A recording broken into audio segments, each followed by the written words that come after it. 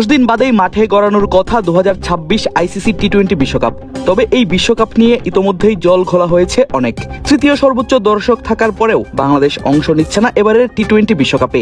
কারণটা ভারতের নিরাপত্তা ইস্যু। তবে বাংলাদেশের সঙ্গে হওয়া অন্যায়ের প্রতিবাদে পাকিস্তানও নিতে পারে কঠিন কোনো সিদ্ধান্ত। আর এতেই বিরাট এক হুমকির মুখে পড়েছে বিশ্বকাপ। আছে কোটি কোটি টাকার আর্থিক ক্ষতির সম্ভাবনাও।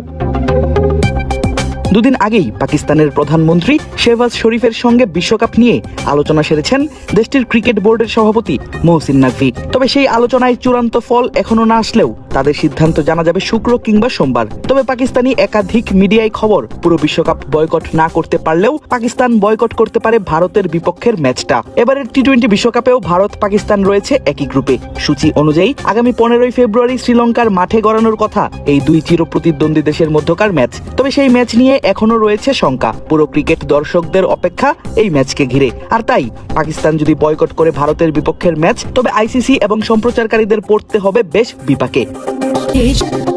রেপ স্পোর্টসের তথ্য মতে যদি পাকিস্তান সত্যি বয়কট করে ভারতের বিপক্ষে নিজেদের গ্রুপ পর্বের ম্যাচ, তবে শুধুমাত্র সেই ম্যাচেই সম্প্রচারকারীদের লোকসান গুনতে হবে 38 মিলিয়ন মার্কিন ডলার। বাংলা টাকার হিসেব করলে যা দাঁড়ায় প্রায় 460 কোটি 56 লাখ টাকা। এই বিপুল পরিমাণ অর্থ যা কিনা আসার কথা বিজ্ঞাপন, ব্র্যান্ডসদের প্রদর্শনী এবং স্পন্সরদের থেকে। তবে ভারতের বিপক্ষে কিছু করলে স্বাভাবিকভাবেই বসে থাকবে না আয়োজক আইসিসি। পাকিস্তানকে মুখোমুখি হতে হবে কঠিন আইনি পরিস্থিতির। তবে শেষমেশ কি সিদ্ধান্ত আসে সেই অপেক্ষাতেই আছে পুরো ক্রিকেট বিশ্বের দর্শকরা, বিশেষ করে বাংলাদেশের দর্শকরা।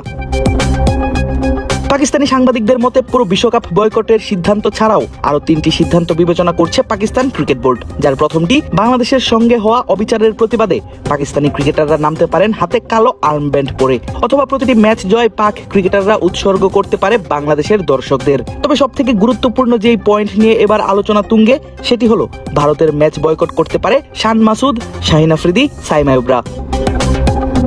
এই ব্যাপারে ইতোমধ্যেই পাকিস্তানের ক্রিকেটারদের সঙ্গে বৈঠক হয়েছে বোর্ড সভাপতি মহসিন নাকভির। এবার দেখার পালা শেষ অবধি কোন সিদ্ধান্তে আসে পাকিস্তান।